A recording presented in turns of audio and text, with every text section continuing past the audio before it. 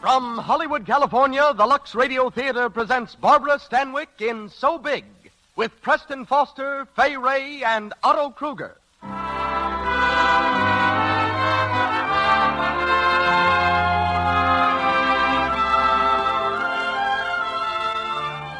Lux presents Hollywood.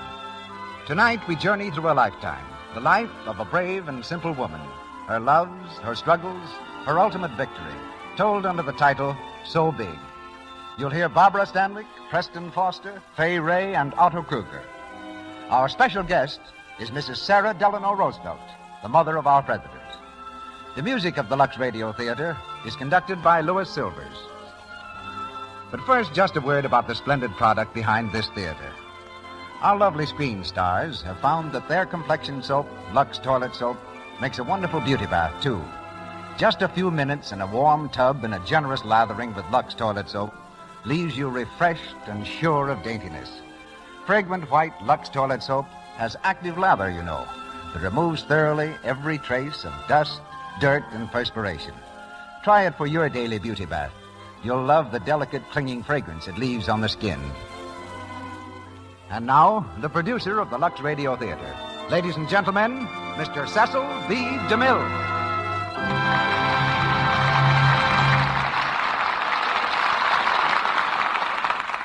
Greetings from Hollywood, ladies and gentlemen.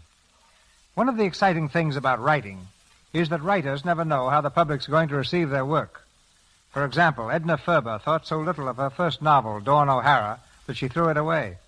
It was published only after her mother dug it out of a wastebasket.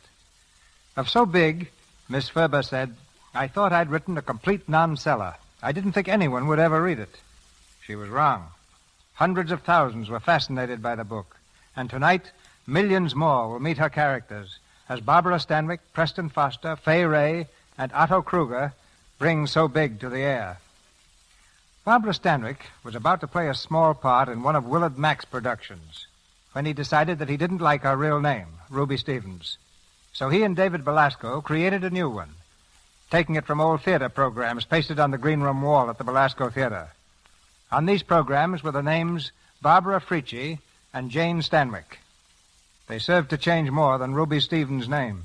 They changed her luck.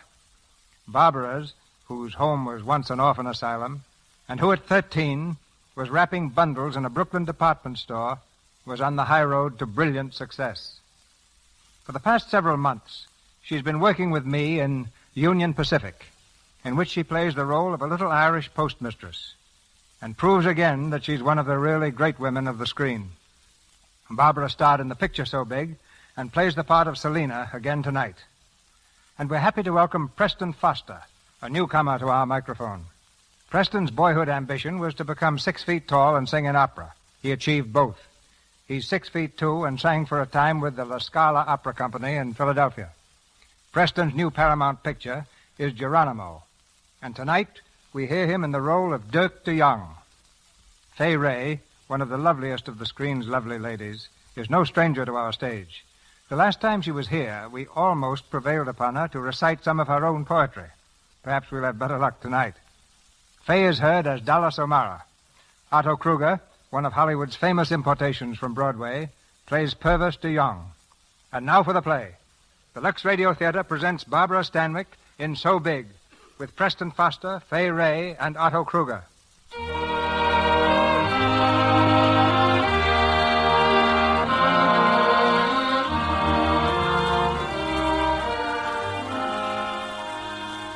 It is Chicago, 1908. Here in the sprawling, rapidly growing city, Simeon Peake has brought up his motherless daughter, Selina. But Simeon has been shot in a gambling house brawl. Alone in the world, Selina occupies a dreary room in a cheap boarding house, bravely trying to face the blank future, when a schoolgirl friend, Julie Hemple, her only friend, comes at last to see her. Selina, I'm so terribly sorry about your father. I came as soon as I could. I know, Julie. And I think it's horrible what the newspapers are saying. Horrible. No, Julie, it's only the truth. My father was shot and killed in a gambling house. But Selina... I never knew he was a gambler, Julie. When he sent me to school and gave me so much, he always told me he was in the market. And he was good to me. I don't care what he was good to me. But, Selina, what are you going to do? Did he leave you anything? $70 in a ring. Oh, it's not a very big diamond, but I'll never part with it because it was his. But, Selina, you've got to live. I can work. Oh, you can't. What kind of work could you do? I can teach. I've already got a position. Where? In High Prairie. I'm to live with a farmer and his wife. Farmer? Class Poole, his name is, and, well, I think it should be fun teaching in a country school. Oh, Selina, I think you're being very brave. I'm trying to remember what my father said, that life is just one big show, and the trick is to act in and look on at the same time. And no matter what happens to you, good or bad, it's all velvet. I hope it will be for you, Selina. Thank you, Julie. I hope so, too.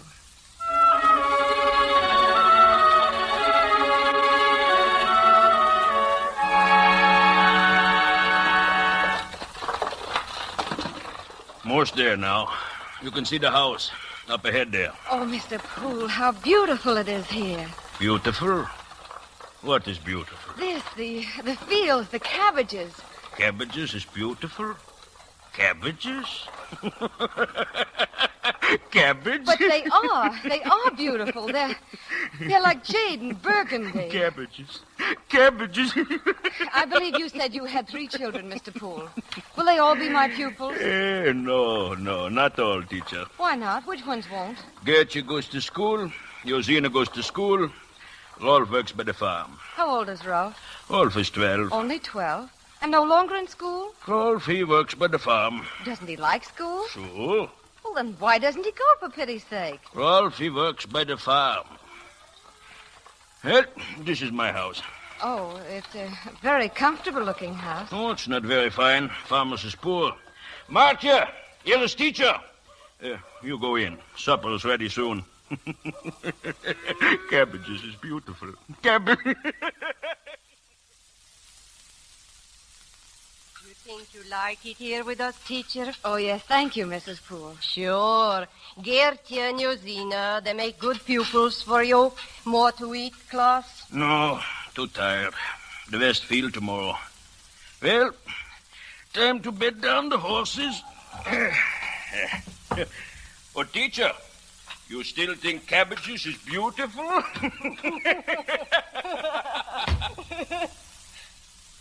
Cabbages. That's good. He told me what you said. Ralph, stop the reading and go do the chores. They're needing wood. All right. All the time he is reading like anything. Hurry, Ralph, you hear? And bring in the water. Getting late. What are you reading, Rolf? A book. The last teacher gave it to me. May I see it? Why, it's a dictionary. You're reading a dictionary. It's got more than 100,000 words, all different. Rolf, your father tells me you're not coming to school. Yeah, Pa needs me by the field. Oh, I suppose so, but it's too bad. Are you going to be a farmer too, Rolf? Well, Pa wants me to be, but I don't like farms. What do you like to do? I like to make pictures. Pictures? Yes, draw things. Oh, how nice. Could I see one of your pictures sometime, Rolf? I don't show them to anybody, because they might laugh. I wouldn't. I love pictures. Someday you might be a great artist, Rolf. Yeah, but farm work takes all the time. I don't get much chance. Rolf, I have a book called Ivanhoe. Would you like to read it? Well, I don't get much time. Rolf, do you work all the time? Don't you have any fun at all? Sure. I'm going to the church sociable next Wednesday night. Are you going? I haven't heard about it yet. Well, the women bring the supper in baskets, and Adam Ohms raffles them off. And you eat with whoever buys your box. Oh, that sounds like fun. Well, I guess I'd better get the chores done. Good night, Rolf. Teacher? Yes? Cabbages. Fields of cabbages. What you said. They are beautiful.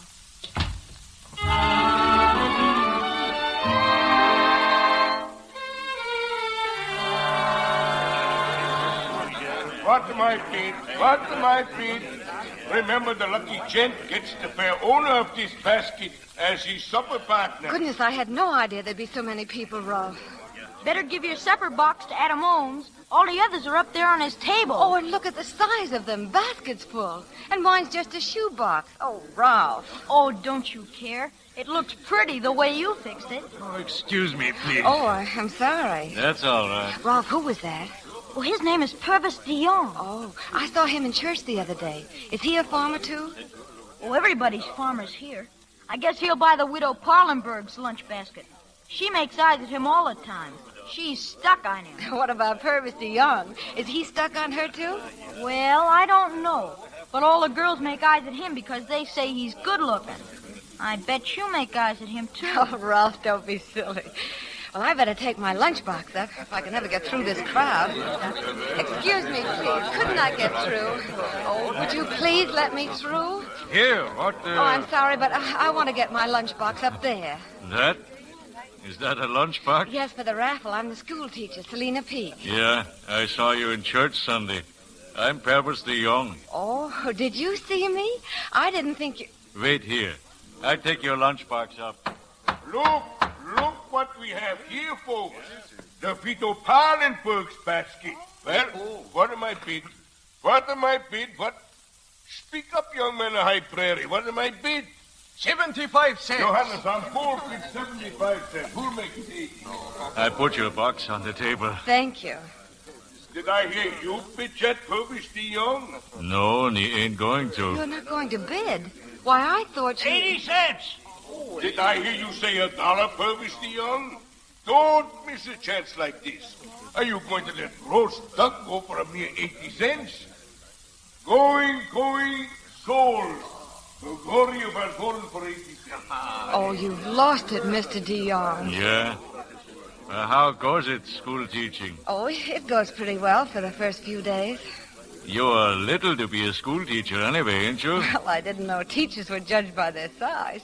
Now, here's a dainty little tidbit, folks. If the Vito's basket was too much for you, maybe this box will do. Oh, dear, it's mine. If you like little ribbons and you ain't feeling especially hungry, it may be all right.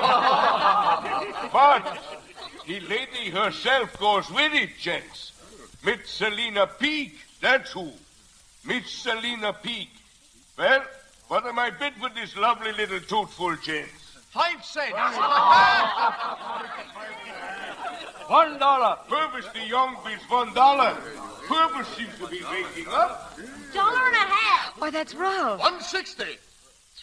Oh, no, Ralph shouldn't do that. He's only got $4, and he's been saving it for a set of paint. $5. Oh, please. Purvis de Jong bids $5. And 10 cents. 6.50. Oh, let him have it, Mr. de Jong. The cupcakes fell a little. $10. $10, gents. 10 ones, 10 fives. Gone to Purvis de Jong. Come on, teacher. Let's get out of here.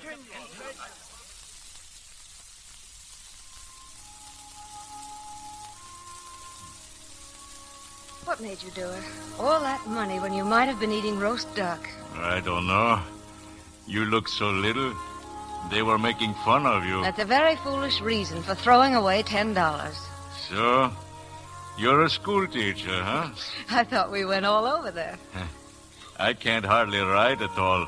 Only to sign my name in like that. Oh. Can you read? Oh, only to spell out words. I don't get time for reading. But figuring, I wish I knew. Arithmetic, I can figure some, but... Oh, those fellas in the market, they're too sharp for me. They do numbers in their head like that so quick. Would you like me to teach you? Huh? How do you mean, teach me? Evenings. Well, what would you take for pay? Pay? I don't want any pay. Oh, I tell you what. My farm is near the school. I could start for you the fire mornings this winter, and tow the pump and bring in water. And I could come maybe 3 times a week evenings to Pool's place. 3 evenings a week? Well, I'd love to do it. I'd love to. All right, teacher. Thanks.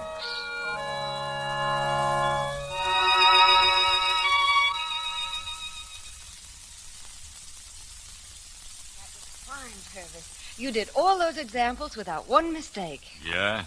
It's easy when you know it once. Your English is getting better, too. But you shouldn't say know it once.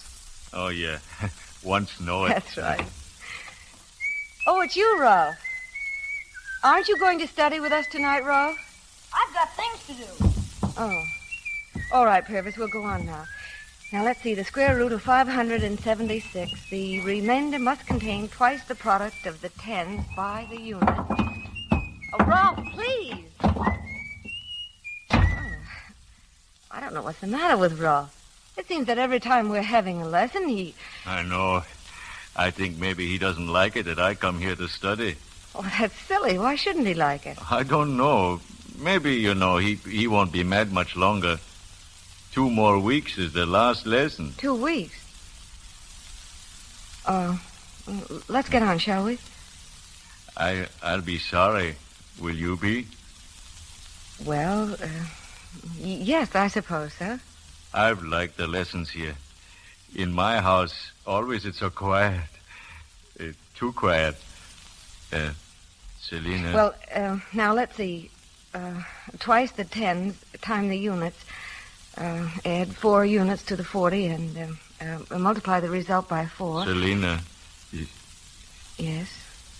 Selina, I don't know how to tell you. Oh, don't look so frightened, Purvis. What is it? I want you to marry me, Selina. Purvis. Do you think I'd make a good farmer's wife? A good one for me. I don't know very much about farms. I've always lived in the city. You will learn, little Lena. I will be teacher this time. You will keep the house for me while I work the land. Oh, my house, it's sort of run down, but I would fix it. Oh, we could paint it white, Purvis, with green shutters. And I'd put pretty curtains at the windows and plant hollyhocks all around it. Selina, you mean you will marry me? Oh, I want to, Purvis. Very much. Oh, little Lena. Little Lena. There's not a farmer in High Prairie will have such a pretty wife.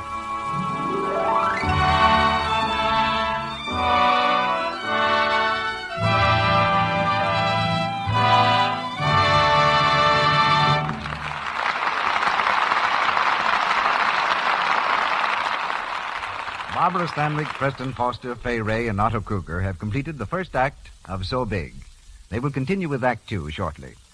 But first, in this brief intermission, we would like you to meet Betty Gray, a young lady who is going to have a starring role in a June wedding. Right now, Betty is talking to her future sister-in-law, Marion. Honestly, Marion, I'm so happy I could burst, and so much in love with Tom.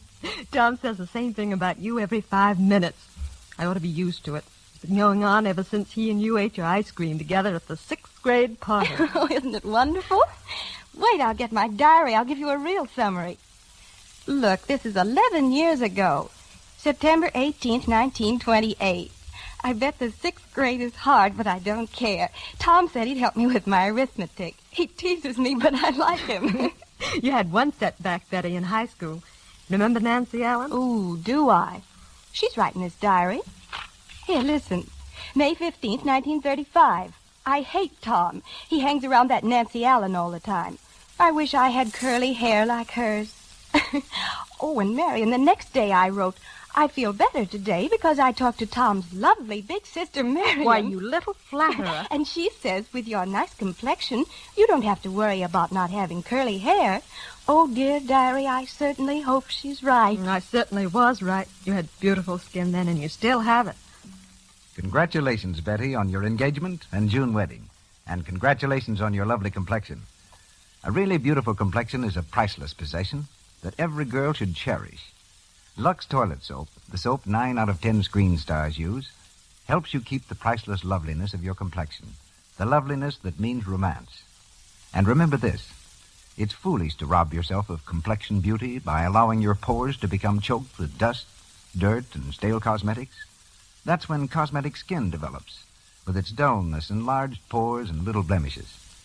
Use rouge and powder all you like, but be sure to remove them thoroughly with Lux Toilet Soap's Active Lather. Use this fine, gentle care before you put on fresh makeup during the day, always before you go to bed at night. Our producer, Mr. DeMille. We continue with the second act of So Big, starring Barbara Stanwyck with Preston Foster, Fay Ray, and Otto Kruger.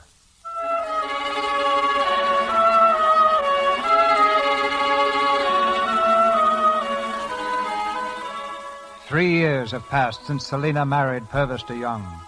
For her, each day of those 3 years has begun in the darkness before dawn and plodded relentlessly through broiling suns and icy blasts, with life, love, everything subservient to the cruel, unending demands of the farm. Selina's dreams of beautifying the place have been forgotten under the crushing burden of daily living. When she can, she helps Purvis in the fields, her young son Dirk playing at her side. Look, darling. Look how big our carrots are and how golden. Aren't they pretty? Pretty. Want some? There we are. A nice fat one. Oh, how big is my baby? How big is my man? Oh, stretch your arms wide as you can. Now how big are you? So big. Oh, what a big little man. Lena. Yes, Purvis? Lena, I've told you I don't like you should work in the fields. Oh, but Purvis, why not? You and one hired man can't do it all. The women of our family never worked in the fields, not even in Holland. But the vegetables will rot in the ground. And let them rot. Oh, can't things ever change, Purvis? Daddy, Look, he pulled a radish all by himself. Already he's a farmer. No. Oh, no. What? Nothing. Well, tomorrow we must start pulling the beets. They are ready. You look so tired, Purvis. Why don't you rest? You haven't stopped a minute since 4 this morning. Vegetables must be picked when they are ready. I suppose so. Purvis, I've been thinking about that West 16 section. Can't we drain it and plant there? Oh, that's clay land. Drain and you have yet got clay. I know. You've got to use tile drainage and humus. Then with potash and phosphoric acid. Well. The schoolteacher is a farmer now, eh? Tell me, little Lena, from where did you learn all about this truck farming? Out of a book I sent to Chicago for it. Huh? A book? A book? A truck farmer out of a book? Why not? The man who wrote it knows all the new ways to farm. Oh, you're running the farm just the way your father ran it. Yeah. What was good enough for my father is good enough for me. It isn't. We're not getting anywhere, Purvis. And Dirk is growing up. He's going to need things. He'll be going to school. Oh, there'll be so much. No, fine talk. A farmer must take what God sends, Lena. And all your books can't change that. All right. If you won't listen, you won't.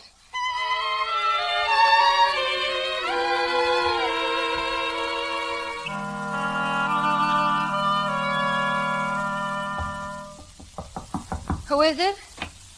Oh, Ralph. Come in, Ralph. How are you? Oh, all right. Why, you have your best suit on. What is it? I'm going away. Away? Why? I'm going away. There's nothing for me to stay for here. Everything I do, they say it's dumb. They laugh. I know. Where are you going? I don't know. Chicago, maybe. I brought you this picture you always liked. The one I made at the Haymarket. Oh, thank you, Ralph. I'll always keep it. Oh, but, Ralph, you'll need some money. I have a little saved. Let me get it for you. You must write to me, Ralph, and let me know how you're doing. You know, I'll want to hear. Oh, and you must work so hard at your drawings. You have a great talent. Here, Ralph, it isn't very much, but... Ralph, where are you? Ralph! Oh, he's gone. He's free.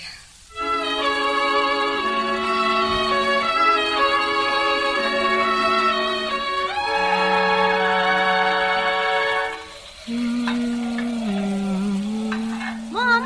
Hey, Mom? Yes, so big. Isn't it time Pop was home from market, Mom? Oh, it's way past time, and it's such a bad night. I do hope he didn't sleep out in the wagon last night. I told him not to. There's a light, Mom, in the barn. Is that you, Purvis? It's me. Purvis, dear, you're so late. What happened? I had to go by New Harlem.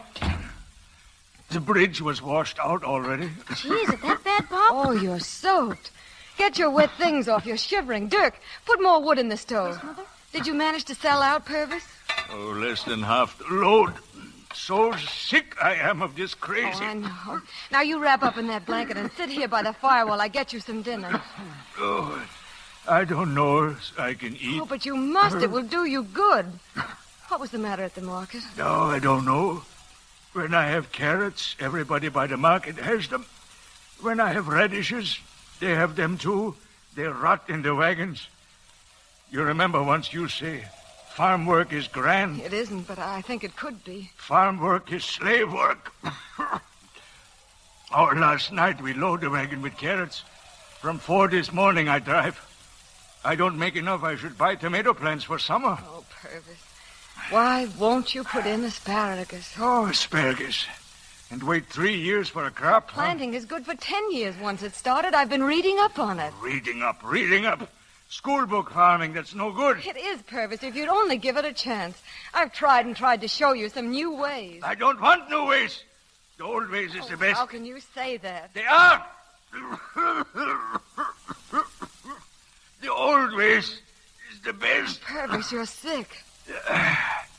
Yeah, I feel badly now. You did sleep in the wagon last night in all the rain. Yeah. I wanted to save the money. I begged you not to. Dirk, run and get the doctor. All right. Now go to bed, Purvis. Come. I'll help you. Lean on my arm, darling. Lean on me.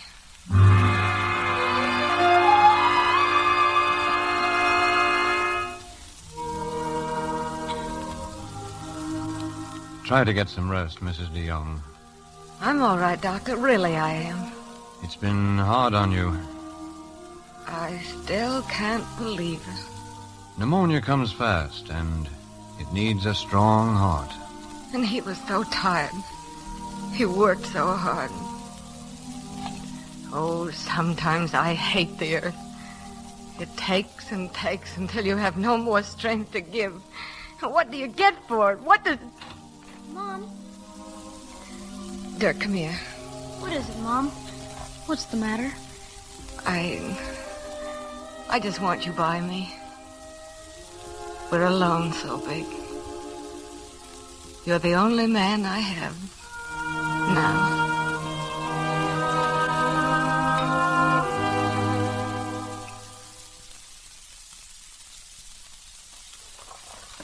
Get up, Hen.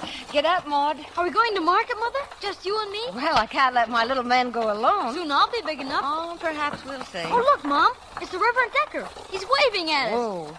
Good afternoon, Reverend Decker. What's this I hear, Mrs. DeYoung? That you are going to Haymarket with the garden stuff? A woman alone? No. Dirk is going with me. Mrs. DeYoung, the Haymarket is no place for a decent woman. There is card playing, drinking, all sorts of wickedness. Really? But what can I do? Dirk and I must live. Better to stay home. Let the men folks go. But, Reverend Decker, my men folks are going. Get up, Maud. Get up.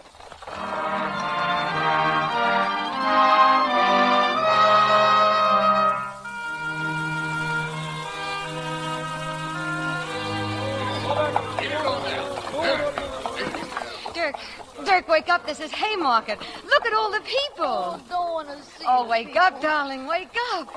Oh, it's like an army, isn't it? An unarmed army bringing food to feed the great city. Oh, now if we can only find a place on the curb for the wagon. There's a good place, Mom. Right ahead. Oh, if I can just beat that other wagon to it. Get up. We're going to get there first. Hey, you can't go in there. That's my place, you... Oh... Hey, you can't go in there, missus. Oh, yes, I can. Yes, we can. Where's your man? Here, right beside me. Well, I'll be... Now, women ain't got no business here in Haymarket anyway. Better you stay at home in your kitchen where you belong. Don't you talk to me like that, you great stupid. What good does it do to stay in my kitchen if I'm going to starve there and the boy with me? I'm here to sell vegetables I helped raise, and I'm going to sell them. Now get out of my way or I'll report you to the policeman over there. Oh, all right, then. What a woman, what a woman. He was mad, wasn't he, Mom? I'll have as much right to this spot as he has. Oh, now, Dirk, we're going to sell.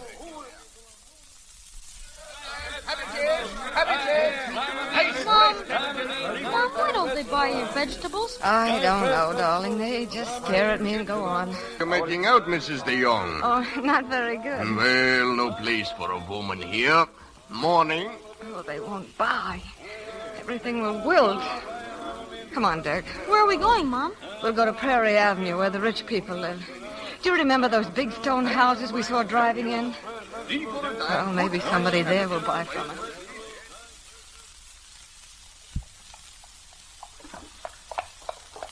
Mom, I'm awful tired. This is the last house so big, the very last one. After this, we'll go home.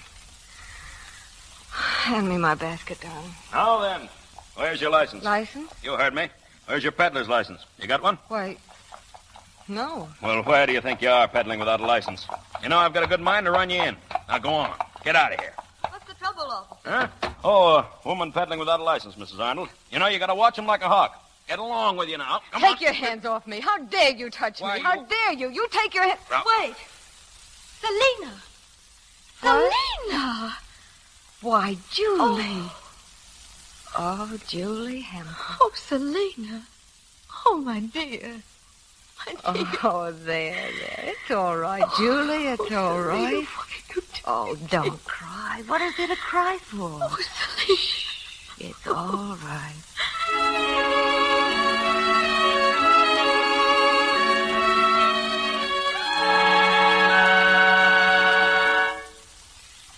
Oh, Julie, it's good of you to take so much interest. Nonsense, Selina. Father always has good ideas. He might have one for you. You want to sell this farm, Selina? No, Mr. Hemple. Good. A few years from now, this land will be worth money. Well, what do you want to do? I want to stay here and make my farm pay. By next spring, my asparagus is going to bring in money. And I want Dirk to have things. I never want my son to go to Haymarket. Never. Yes, but what about you, Selina? Me? My life doesn't count except as something for Dirk to use. I want him to have all the worthwhile things in life all mixed up. Rooms and candlelight, leisure, travel, books, music, people. Work that he loves. Work that's worthwhile. That's what I want for Dirk. And the farm can give it to us. Well, how much money do you need to start the improvements? Oh, Mr. Hemple, I didn't mean... Don't be silly, Selina. Father can well afford it. Well, I do need it. But I'm borrowing the money, not taking it. I want to give you an IOU, Mr. Hemple. A promise to pay you back. That's business, isn't it? Sure, that's business. Well, that's the only way I'll take it. I hope you won't have to hold it very long, Mr. Hemple. You just forget about it, Selina. You deserve a few things for yourself. I'm doing it for Dirk. Only for Dirk. So he can go to good school, so he can do big things in the world. That's what matters. Giving something that will live after you. Building something, creating. Oh, I want his life to be rich and full. And I'll work, I'll do anything. So I can give him all these things myself. And I want to do it all myself. For him.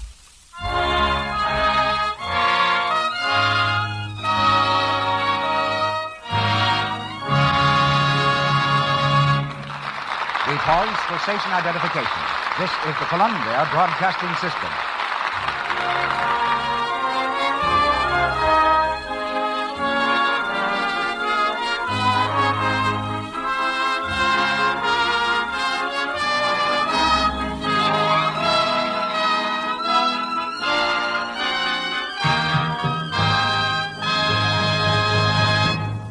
This is the Lux Radio Theater presentation of So Big, starring Barbara Stanwyck with Preston Foster, Fay Ray, and Otto Kruger. In a few moments, the curtain rises on Act 3. Now it's intermission time. Time to hear from the evening's special guest. But just a brief word first about the product bringing you this program. 9 out of 10 screen stars use Lux toilet soap. Such popular stars as Joan Blondell, Madeleine Carroll, Claudette Colbert, Irene Dunn, almost every lovely star you can think of uses this gentle, mild white soap to help protect the priceless beauty of her complexion. Screen stars win the hearts of millions. You want to win, to hold the heart of one. The same gentle care that screen stars use for their million-dollar complexions will help you keep the smooth, lovely skin that wins romance and holds it. Now, Mr. DeMille. The story of So Big is one of mother love. A mother love so deep and true that no obstacle is too great to overcome in the struggle for her child's existence. There are mothers everywhere, like the Selina of our play. Mothers who, by their silent courage and patient understanding, make life worth living for their sons and daughters. As a tribute to mothers everywhere, and deeply conscious of the honor which is ours, we bring you our guest of the evening, the first mother of our land, whose son achieved the goal of millions of American boys and is now in the White House. Speaking to you from New York City, Mrs. Sarah Delano Roosevelt.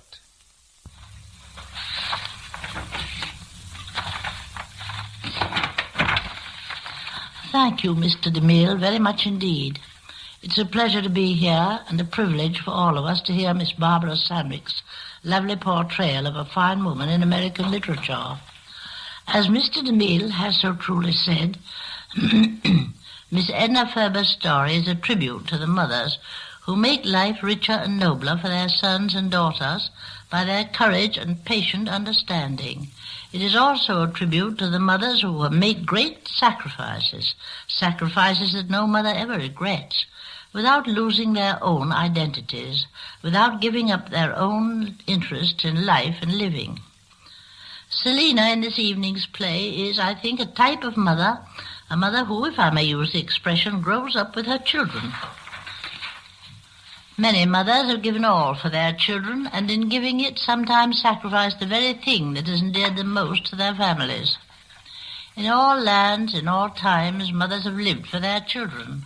Our American mothers have been able to go beyond this ideal. They do not stop living in the full sense of that word when their children enter into life as independent individuals, for from their children they derive inspiration to make their own lives more beautiful and more interesting. Selina gave to her son the ideal of beauty, as many another mother has passed on to her children that which she herself most cherished. But Selina also lived up to that ideal in her own life, so remaining young and vibrant and alive through the years and the tribulations of the years. She taught him to find happiness in the place where happiness must first be sought, in the home.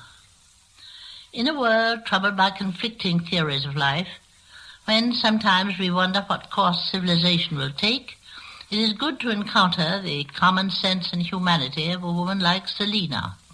And I like to think that she is a prototype of many mothers, a wise and tolerant guide, one who makes the world better not only by influencing the lives of her children, but also by living her own life fully and joyously. All of us may take new heart and courage from Selina. She is not only the symbol of American mothers, but a wonderful example of mothers in this day and generation. Thank you, Mrs. Roosevelt. While we have mothers like you, there's hope for the world. Back now in Hollywood, Barbara Stanwyck, Preston Foster, Fay Ray, and Otto Kruger bring us Act 3 of So Big.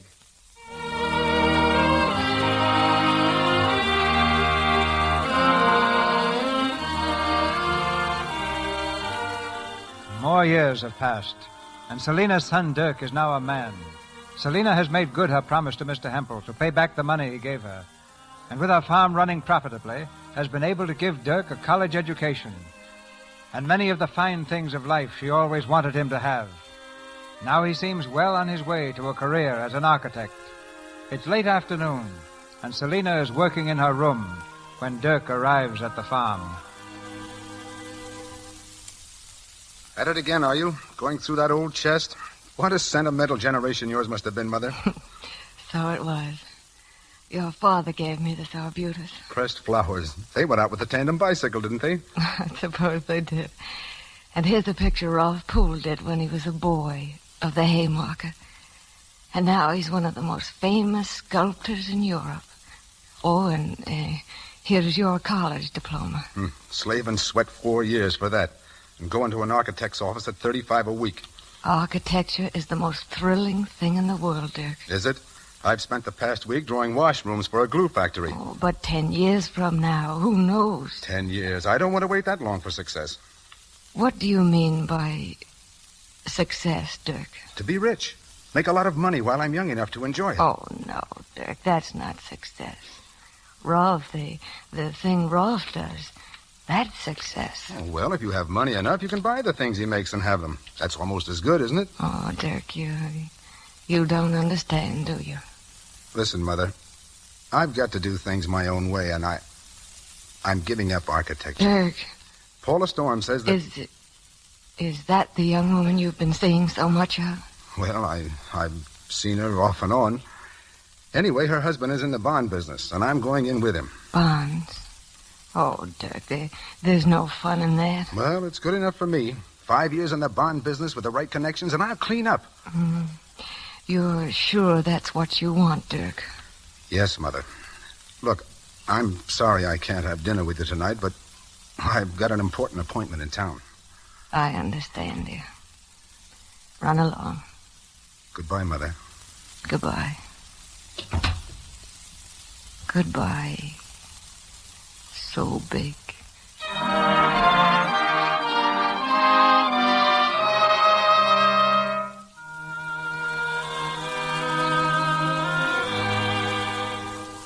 Selina, I'm so glad you came to see me. I got tired of the farm, and when I feel that way, I come to Chicago and just browse around.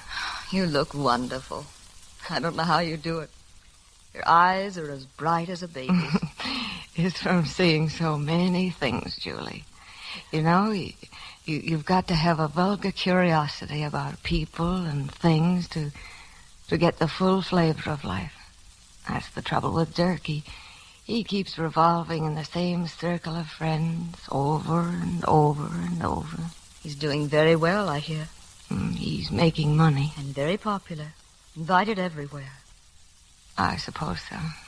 Don't be unhappy about him, Selina. If that's what he wants... Oh, but it isn't good enough for him, Julie. Yesterday, that society editor in the Tribune called him a playboy. That isn't what I worked in the sun and cold for, pulling vegetables, planting. Selina. Oh, I'm not reproaching him. I didn't mind the work, but I don't want my son to be known as the playboy. Not my son. He ought to be a little more careful. He's seeing too much of Paula Storm. Paula Storm? People are talking. Oh, that's the woman who got him to give up architecture. I asked her the other day if she was going to divorce Storm and marry Dirk. She said, no, she hadn't enough money of her own, and Dirk wasn't making enough. Dirk's salary is thousands, but she's used to millions. Oh, Julie, he's on the wrong road all the way, isn't he? A dead-end street. I can't stop him. He won't listen. I can't do anything. All these years, I've always found a way, and now I can't do anything.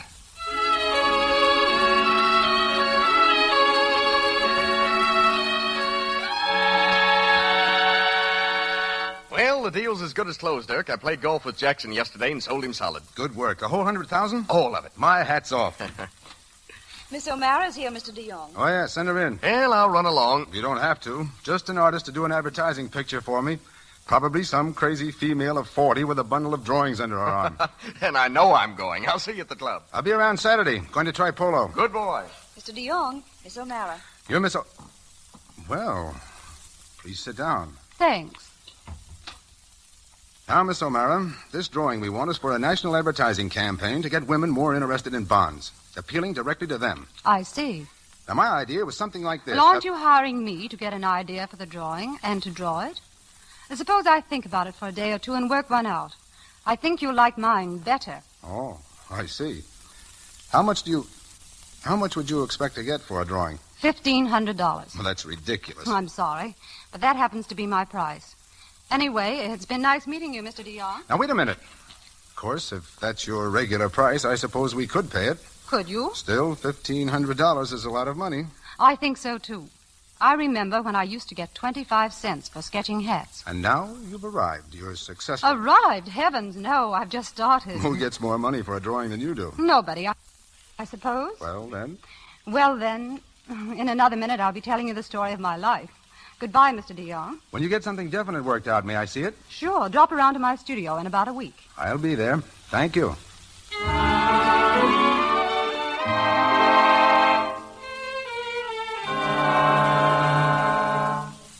Mother, sit down. Well, this is an honor. At last you visit my office. I hadn't seen you for so long. I thought I'd see where you work. Well, how do you like it? Oh, it's very fine, isn't it? How are you, Dirk? A bit all in at the moment. The boys at the university club are trying to make a polo player out of me. I know. You ache all over. A nice kind of ache. I used to feel like that when I'd worked in the fields all day. Oh, Mother. Oh, you didn't like my saying that. I'm sorry. I didn't say it to annoy you, dear. I know you didn't. Oh, Dirk, I saw in the paper that Ralph Poole is in America. He's coming to Chicago. Yes, Paula. Mrs. Storm's giving a big reception for him. He's doing all right, I guess. Yes, he is. Dirk, just what is it you sell behind this big mahogany desk of yours? Bonds, Mother. You know that perfectly well. Dirk DeYoung, bond salesman. The way you say it, it sounds like some low criminal pursuit. I make more in a month than I made in a year as an architect. And what are you going to do with all this money, Dirk? Why don't you marry? No, there's no one I want to marry. No one who's free, you mean? I mean no one. I see. Well, I must go, dear. Goodbye, so big. You haven't called me that in ages. Oh, Dirk, are you ever going back to architecture, to your profession? No, Mother. Then I'm a failure. Oh, that's nonsense, Mother. I'm happy, and after all, it's my life. I know. But, Dirk, you can't desert her like that. Desert whom? Beauty, self-expression, whatever you want to call it. You wait, she'll turn on you someday. Someday you'll want her, and she won't be there. You wait, too, Mother. Someday your wayward son will be a real success. Wait till the millions roll in, then we'll see. Yes, Dirk. We'll see.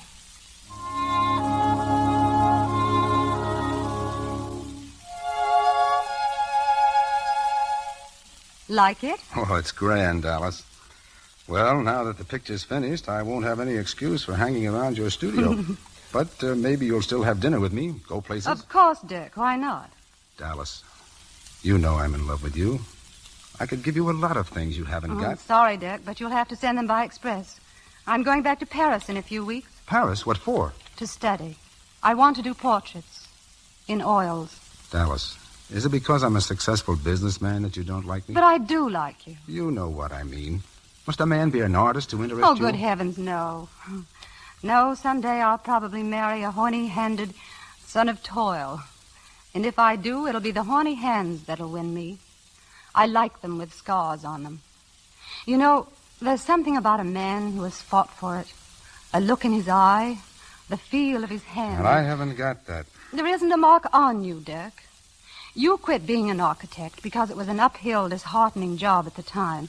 Oh, I'm not criticizing, but if you'd loved it enough to struggle, to fight for it, why, that fight would show in your face. But you're all smooth. I like 'em bumpy. Now, that sounds funny, I know. Never mind. I know what you mean. Oh, that must be Rolf. Rolf Poole? But he's supposed to be at Paula Storm's reception this afternoon, right now. I am myself. But I'd much rather see you. Well, so would Rolf. Hello. Oh, Rolf, it's so good to see you again. Same, Dallas. You haven't changed a bit, even to the smudge on your face. Well, I've been working. Rolf, this is Dirk DeYoung. Mr. Poole, Dirk. How do you do, sir? Dirk DeYoung. Why, say, don't you know me? I'm Ralph Poole. I've heard a great deal about you. Oh, but I mean I knew you when you were just a kid. You're Selina's Dirk, aren't you? My Selina. That's right. Where did you and Dallas get to know each other? In Paris. Rolf and I took the town apart and put it together again. We certainly did. Do you remember the time we crowed the sun up under the Arc de Triomphe? What idiots we were. What grand idiots. I thought you were to be at Paula Storm's reception this afternoon, Ralph. I couldn't go it. Hate that sort of thing. I'm taking Dallas out to meet your mother. Yes, Rolf told me all about her in Paris. She must be wonderful. I've asked you to let me meet her, but you never did. Oh, I meant to, but I just never seem to get around to it. Come with us, Dirk, will you? Sure I won't be intruding? Nonsense. It'd be grand. Come on.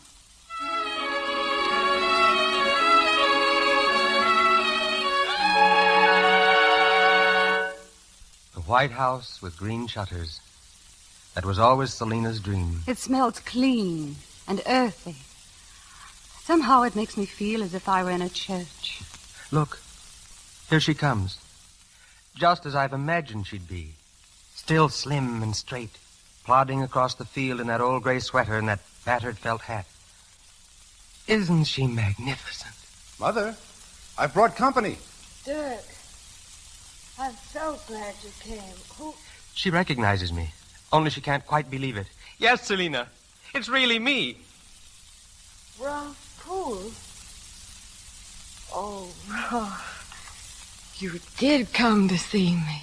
I came to America mostly to see you, Selina. And why wouldn't I? Everything I know about beauty, you taught me. I only helped you find it. But, oh, I'm so proud of you, Ralph. Selina, this is an old friend of mine, Dallas O'Mara. I've been waiting a long time to meet you, Mrs. de Jong. I'm so glad you came. Dirk has told me so much about you. Ralph, let me look at you. The little boy I used to know, a famous sculptor. Oh, you've done all the big men in Europe, haven't you? Well, there are a few left. To think of it. You've seen the world and you've got it in your hand. Little Ralph Poole. And you did it alone, in spite of everything. What are you smiling at? I just remembered.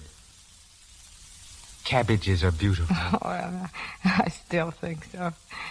Oh, Ralph, I must show you something. Your picture of Haymarket. Do you still have it? Do you want to go too, Dallas? No. Let her have Rolf. Oh, Dirk, she's what I mean when I say I want to do portraits. Character portraits of great people. Like your mother. Like Mother? Yes. Her fine, splendid face all lit up with the light that comes from inside. The jawline, like that of the women who came over in the Mayflower or crossed the continent in a covered wagon. Her eyes, and that battered, gorgeous old hat she wears. And her hands. She's beautiful. Yes, she really is, isn't she? And I see what you mean about me. Do you, Dirk?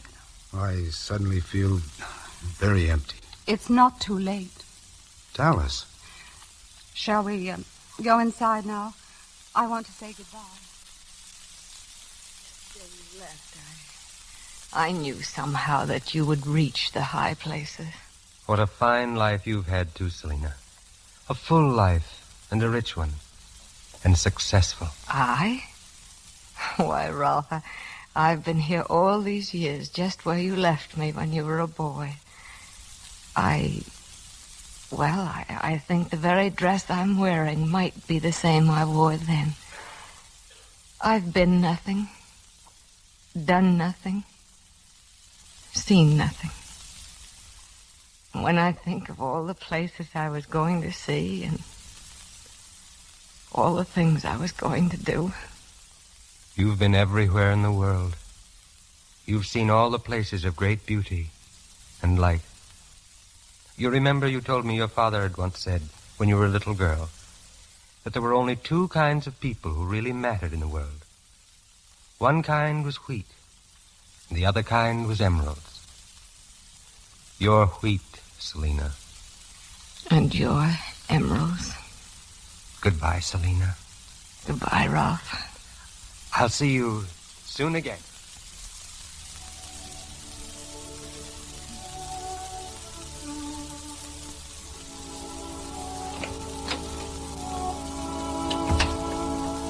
Mother?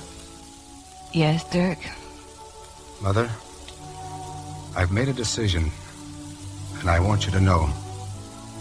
I'm going back to architecture. Oh, Dirk. There's something you have, Mother, and Ralph, and Dallas, too. I never realized till this afternoon just how much I'm missing. Oh, so big. I'm so glad. But I'll need your help, Mother. It's going to be a long, long road. But a good one, Dirk. Full of beauty and living. And in the end, you'll find that you possess all things. For you will have carried them with you all the way.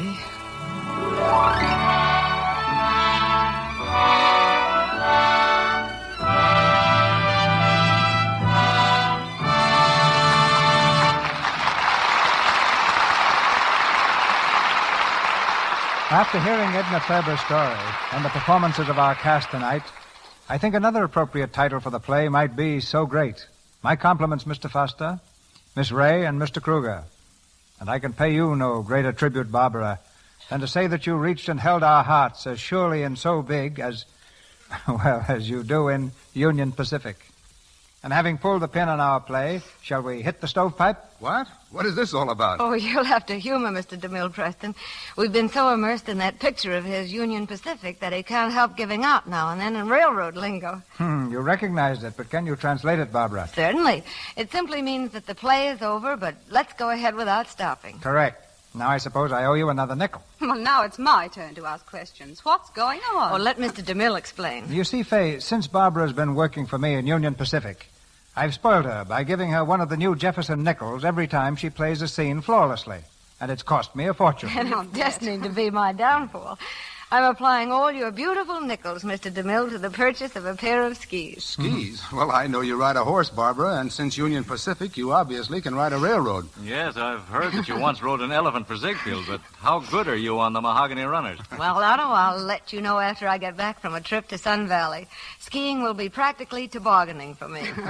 What are you planning next, Fay? An epic poem? Who? Me?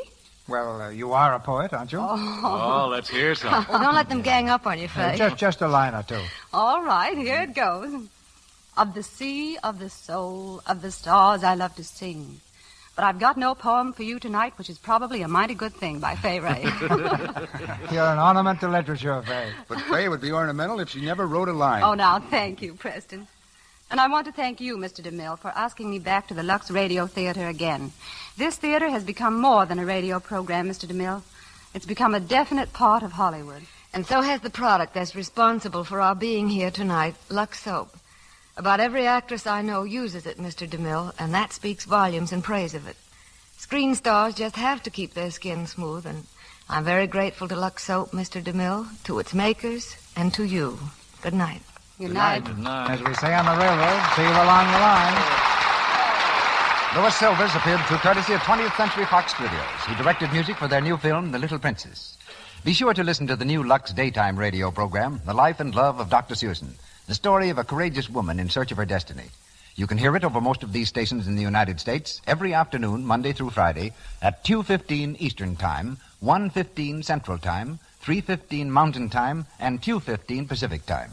This new daytime program, The Life and Love of Dr. Susan, comes to you in addition to the Lux Radio Theater. Mr. DeMille. In the screen's entire history, only a handful of pictures can match the tremendous popularity of our play for next Monday night. That great romantic comedy, It Happened One Night. It won more Academy Awards than any film before or since, for production, direction, and for the performances of both its leading lady and its leading man. And these two superb stars will repeat their classic roles for us a week from tonight. Clark Gable and Claudette Colbert. And with them, Walter Connolly and Roscoe Carnes. Our sponsors, the makers of Lux Toilet Soap, join me in inviting you to be with us again next Monday night when the Lux Radio Theater presents Claudette Colbert and Clark Gable in It Happened One Night with Walter Connolly and Roscoe Carnes. This is Cecil B. DeMille saying good night to you from Hollywood. This is the Columbia Broadcasting System.